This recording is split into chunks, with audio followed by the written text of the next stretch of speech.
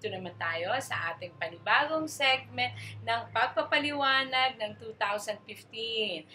Every year na po natin to at lagi na tayong magkikita-kita sa YouTube, kaya kayo na mga listener, lalong-lalo na po ang ating mga regular viewer, ito na po ang hinihintay natin. 2015. Ano nga ba ang 2015?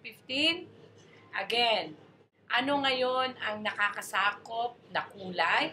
Ano ngayon ang dapat natin i-expect para sa year ng 2015? Ano ang dapat gawin? Ano ang mga dapat nating sundin na alituntunin para ang year 2015 ay maging maayos, kapaki-pakinabang at higit sa lahat, maging prosperous. That's why andito na naman po ang inyong Madam Chi, ang inyong lingkod na magpapaliwanag kung ano mga dapat gawin. At lagi namin sinasabi sa inyo, lahat po ng bagay ay walang malas.